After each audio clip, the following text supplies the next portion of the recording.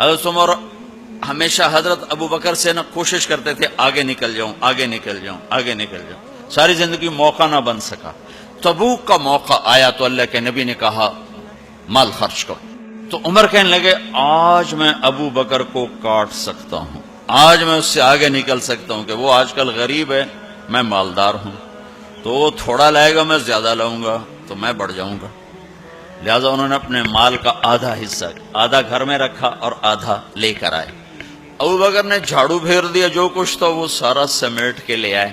جب دونوں پراپرٹی سامنے رکھی گئیں تو حضرت عمر کی بہت زیادہ نظر آ رہی، ابو بکر کی بہت تھوڑی نظر آ رہی، لہذا حضرت عمر بڑے اطمینان میں کھڑے کہ آج جیت خطاب کے بیٹے کی ہے۔ میں قربان جاؤں، اللہ رسول تو جانتے ہیں کہ کون کیا کر کے آیا ہے، تو میرے نبی نے سوال ہی بدل دیا، جو اس موقع کا سوال ہی نہیں۔ میرے نبی نے پوچھنا یہ تھا ابو بکر کتنا لائے ہو، عمر کتنا لائے ہو، اور یہی اس موقع کا سوال ہے، لیکن اللہ رسول جانتے ہیں کہ کس کے مال میں وزن زیادہ ہے، تو میرے نبی نے سوال بدل دیا، فرمایا عمر ما خلفت، واہ واہ، عمر پیچھے کیا چھوڑ کے آئے ہو؟ تو حضرت عمر تو وہیں دھڑم ہو گیا کہ بابا میں گیا، سوال سے ہی وہ پتہ چل گیا بات میری کلی اڑ گئی وکٹ۔ عمر ما خلفت یا ما ترکت لأہلک، یہ دونوں الفاظ ہیں، پیچھے گھر والوں کے لیے کیا چھوڑا؟ تو پہلے حضرت عمر بڑے جوش میں کھڑے تھے، پھر ایک دم ڈھیلے ہو گئے، کہنے بات جی آدھا چھوڑا ہے آدھا لایا۔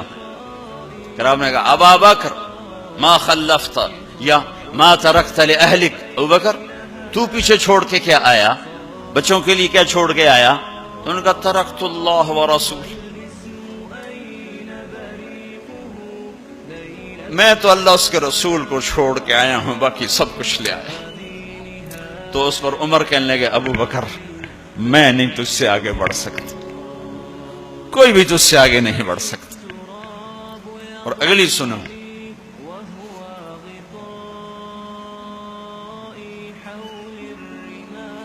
اپنے کپڑے بھی دے دیے اور ایک ٹاٹ تھا وہ پہن کر اس کو کانٹوں سے سی لیا، تو جبریل آئے، کہنے لگے یا رسول اللہ، اللہ تعالیٰ پوچھ رہے ہیں کہ ابو بکر نے یہ ٹاٹ کیوں پہنا ہوا ہے؟ تو آپ نے کہا کہ ابو بکر نے سارا کچھ اللہ اس کے رسول پہ لگا دیا ہے اس لیے یہ پہنا ہوا ہے۔ تو کہا یا رسول اللہ، اللہ تعالیٰ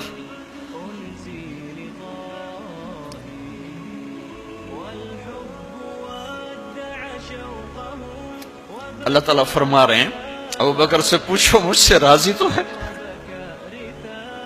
مجھ سے راضی تو ہے، اس فقر میں مجھ سے راضی ہے؟ میں تو اتنا سفر کر کے آیا ہوں، حالانکہ ابھی 4 دن پہلے میں 12 ملکوں کا 10 ملکوں کا سفر کر کے ہوں، ساری ہڈیوں میں درد ہے، میں اس لیے آیا ہوں کہ چلو کوئی بخشش کا بہانہ مل جائے، کوئی بخشش کا بہانہ مل جائے، اللہ راضی ہو جائے۔